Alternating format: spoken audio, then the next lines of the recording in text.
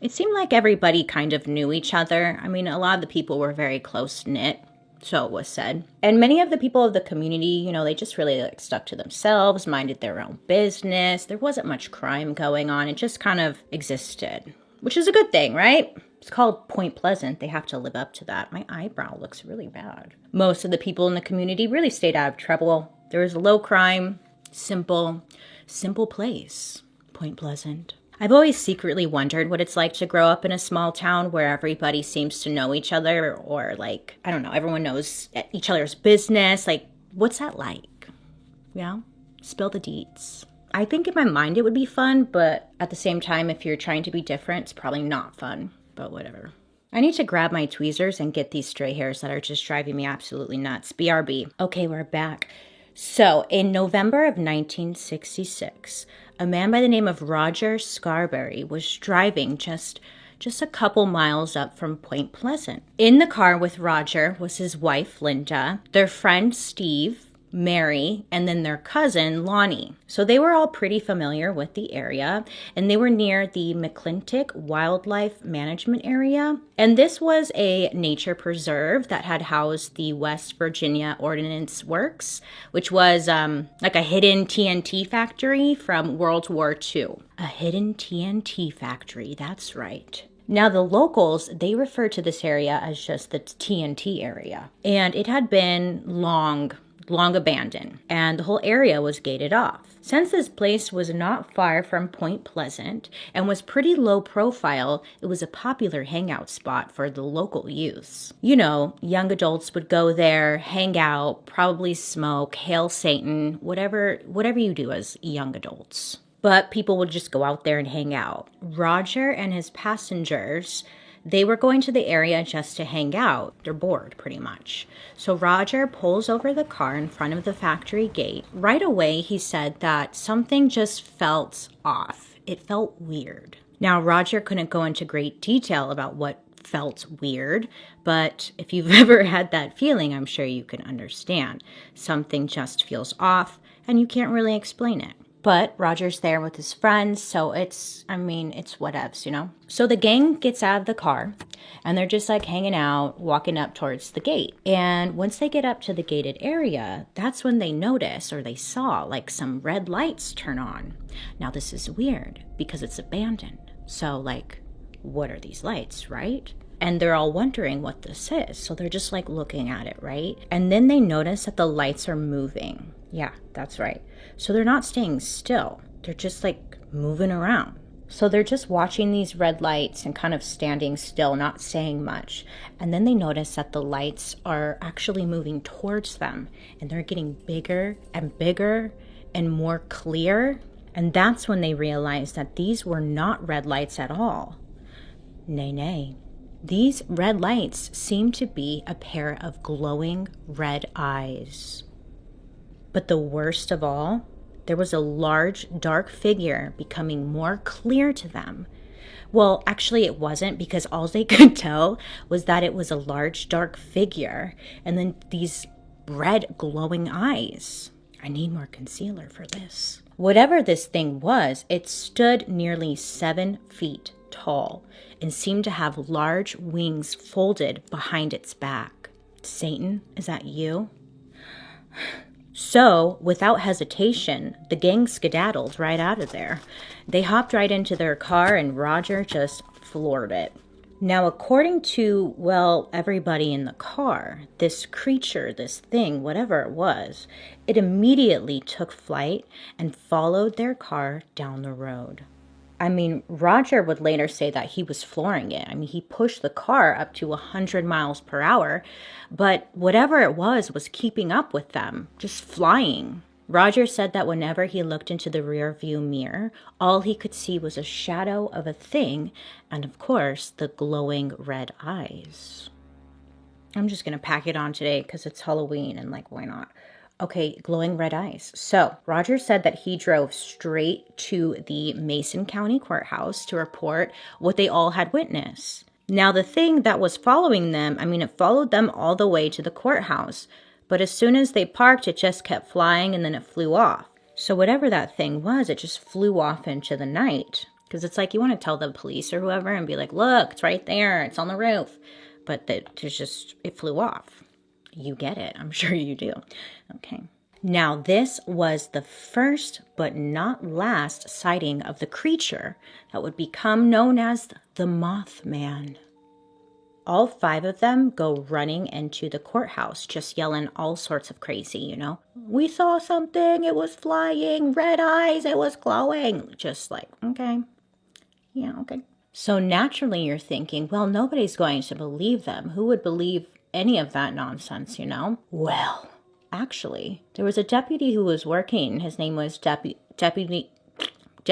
Millard Halstead, and he just had this deep feeling that they were actually telling the truth. Very unusual. Now that's a mystery. So in an interview, he would say that he had known these kids. He kept calling them kids and stuff, and I was like, but isn't one of them married? So are they still kids? Doesn't matter. But he said that he had known these kids all their lives, and that they'd never been in any trouble, and that they were just so terrified, and he had never seen them like that it just kind of gave him this feeling of like, maybe they're not lying. Why would they lie? Now, they would question each of the individuals by themselves in the room, and they all gave the exact same story. And this look of terror in their eyes told the deputy that something definitely had happened to them. Roger, he ends up taking the deputy out to the spot where they first spotted this creature, and they looked for any clues or evidence that this thing was actually alive or existed, or he wasn't lying, you know? Yeah. Unfortunately for Roger, though, they really didn't have any luck finding any evidence. Smaller towns, people are talking. It wasn't long until, word got out that there was this creature, this thing with red eyes. Everyone had heard what happened and where. People in the community were feeling all sorts of emotions. Some were upset, some were unconvinced, others scared. Just a good mix. A group of people decided, hey, let's all go down to the TNT area and look for this thing. Maybe it lives there. Maybe, again, there's some kind of evidence or sign that it was there to see if it's true. But once again, they wouldn't find anything. But at a nearby home, someone who wasn't looking for the demonic creature would come across him. That very same night, a young woman named Marcela Bennett was visiting her friends who lived very close to the TNT area. So Marcela was actually getting ready to leave her friend's home. When she walks out, she walks towards her parked car just outside the house with her baby in her arms. She's kind of like fidgeting, trying to find her car keys, trying to unlock the door. And then Marcela looks over and she sees a very large, gray-looking human-like creature with giant wings and red glowing eyes. What is this thing? Marcela says that she just sees it rising up from the ground, just steps in front of her. Marcela said that she was so scared that she dropped her infant daughter on the ground and then fell on top of her. For minutes, Marcela said that she was just paralyzed with fear and she couldn't move. But she could see this creature just looking at her with these red eyes. Oh my God, red eyes. I didn't mean to do that. It's so funny. Okay. Marcela said that the only thing that she could really make out were these red glowing eyes just looking at her. Marcela would tell others, later on, that she was aware of what was happening to her, but quite literally, she was unable to move her body. Marcela said that time felt as if it was moving in slow motion, and she didn't know how long she was on the ground for, unable to move, but eventually she was able to gain control of her body. She jumped up, she grabs her daughter, and then she runs the F inside the house of her friends. She runs there. I don't know what any of us would do in that situation. I'd probably pee my pants, then throw my baby at the creature and run, scary. It's probably why I shouldn't have children. Anyways, so Marcela runs back into her friend's house with her baby. Don't worry, the baby's good. Marcela runs inside and she tells her friends, what just happened. And they're all peeking outside the window to figure out, what it is, what she saw. So they rush to call the police because Marcela seems to be very, very distraught, very upset. So whatever it was, must have been bad. Now, while on the phone with police, that's when they hear a loud thump on their front porch.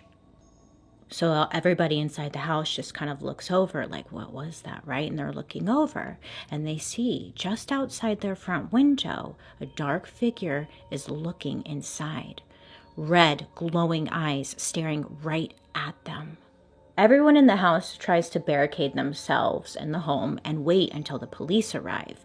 But by that time, whatever it was gone. Everybody's talking about this creature, and that's when it was given the name Mothman because of its wings. It flies, red eyes. I would have named it like a bug or something. Well, I guess moth is a bug, Bailey. It's an insect. Okay, so Mothman. Oh my God, I love this eye. It's like so fire. Over the next following months, this Mothman creature seemed to terrorize the town. I mean, nearly 100 people came forward with eyewitness reports between November 1966 and December 1967. Now, many eyewitnesses said that they originally didn't want to say anything about this thing because they feared that the people would think that they were lying, right? The community would think that they're lying. Or worse, they would get labeled as crazy, like the others who spoke about their experience. It's the late 60s. Being labeled crazy is like the worst thing possible. Crazy? I'm not crazy. I'm so excited. I'm a daddy. But the bright side with all these witnesses coming forward to police, a sketch artist was able to compile drawings of what this creature may look like, or may have looked like. Those who saw this thing claimed that it was very large, it was gray, it was a humanoid type creature with massive wings.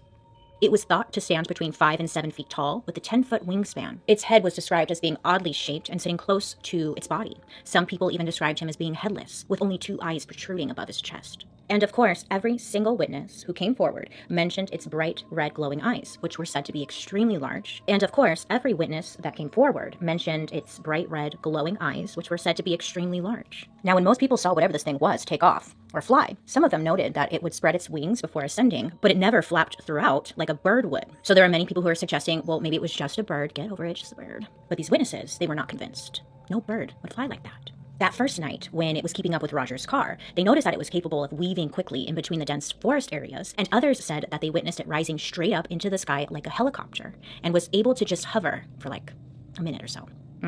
Nope. I would be like, not today, Satan. I'm really busy. Something of my nightmares, or like Jeepers Creepers, right? Oh my God, is Jeepers Creepers about Mothman? Oh man, that movie ruined me as a teen. Back to the story. So skeptics, they suggested that this whole Mothman garbage could easily be explained. It was simply a sandhill crane, which is a large bird with red coloring around its eyes. Many people are just not believing this story, right? Many are thinking it's simply a sandhill crane. Calm your tits, it's just a bird. But some of the people who had actually witnessed this Mothman, some of them were hunters and or fishermen, and they pushed back because they felt confident in saying that this was not a bird. They would not mistake a bird for a 7-foot-tall, winged bug person thing with glowing red eyes. I hunt. I would know, is what they're saying. There's just no way I've seen birds before. On November 2nd, 1966, just 10 days before the first Mothman sighting, a man by the name of Woodrow was driving home to Mineral Wells, West Virginia, when he was cut off by what he thought was a car. Now, it kind of caught him by surprise because he didn't see any headlights in his rear view mirror or anything, And he also didn't see any cars approaching. But whoever cut him off went around him and started going slower than him, which... Side note, don't do that. Don't cut people off and then go like the speed limit. If you're going to cut me off, floor it, okay? I can't stand that shit. Anyways, so Woodrow was like, dude, what the hell? It's forcing him to brake. And then eventually it forces him to pull over on the side of the road because this douchebag is messing with him.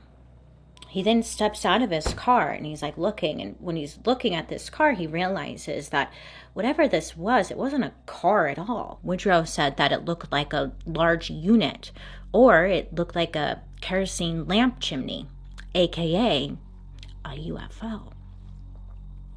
I know some of you are rolling your eyes right now. Just shh. Go on this journey with me, okay? Go on this journey. So Woodrow said that a large figure then came out of the craft and it walked towards him. Woodrow said that whatever it was, it looked like it was human, and he believed that whatever it was trying to talk to him. Like it wasn't verbally saying anything, but Woodrow felt like it was speaking telepathically. through his mind. Woodrow felt that, maybe he's just, I'm gonna call it an alien. This alien went back into its craft and took off. It was gone within seconds, just whoosh. Now, of course, when Woodrow went home, nobody really believed him. And when he tried to explain it to others about his night, Woodrow knew that he sounded crazy, but he spoke his truth. And unfortunately, he was considered crazy. Now, I'm only bringing up Woodrow's story because it would be more and more common in future Mothman sightings to have UFO reports coming in around the same time as the sightings of the Mothman. So many would later believe that perhaps the two went hand in hand and that maybe this creature was actually an alien or they were connected in some way. So one of the main routes into Point Pleasant was over a steel bridge, which joined the state of Ohio and West Virginia. Many would take that bridge to and from work, but overall it was just a well-traveled route, is what I'm getting at. You get it. Gorge. I'm loving this. Gorgeous. Beautiful. I'm going to put on my teeth really quick. I cannot get these teeth to stick. I don't know what to do. Okay, this is a side note, but I spent like a solid hour trying to get those teeth to stick, and they're not going to stick. It's not going to happen, and I have to let it go. I'm supposed to be a vampire with no teeth. It's kind of romantic. Okay, so back to the bridge. December 15th, 1967, the steel bridge collapsed, tragically killing 46 people. But get this, that very same evening, there were numerous phone calls made to the local police saying that there was a large figure with red eyes, red glowing eyes, that was seen hanging around the bridge. Now this was concerning because could Mothman be responsible for the bridge collapsing? So a lot of, again, rumors are going around and many are talking. Many are thinking that maybe the Mothman was responsible for this. And more people are getting scared because, is this Mothman guy here to harm us? This whole bridge crashed. It's an awful, sad tragedy. But also, some people in the community were believing that maybe, just maybe, the Mothman was actually there to warn people of certain tragedies to come. And maybe the Mothman wasn't the bad guy. Maybe they had it all wrong. Maybe he was like an angel trying to warn them. If that were true, though, Mothman did a real bad job warning people of this bridge collapsing, am I right? As the years pass, reports of this Mothman creature have been made around the world. All of those who had witnessed him reported the same thing over and over and over again. Red glowing eyes, large dark figure, huge wings. Some paranormal authors and cryptozoologists believe that the Mothman may have been an alien. Some suggesting that maybe it was just as simple as, an unknown species. In the 1975 book, The Mothman Prophecies, author John Keel claimed that the Point Pleasant residents who witnessed Mothman also experienced visions happening. Visions into the future. And they said that they were like having random dreams, random thoughts, but of things happening. Hear me out, okay? Some of the witnesses said that they saw the Silver Bridge collapsing before it actually happened. Other witnesses said that they saw unidentified flying objects around the same time that they witnessed the Mothman. And others said that they had visits from men dressed in all black, threatening them that if they spoke of their experiences to anyone or kept digging around for answers, something very terrible may happen to them or maybe even their families, which kept a lot of witnesses quiet for years and years for a good reason, out of fear. To this day, occasionally you will hear stories of people who have witnessed Mothman, many believing they, if there is more than one, are out there among us.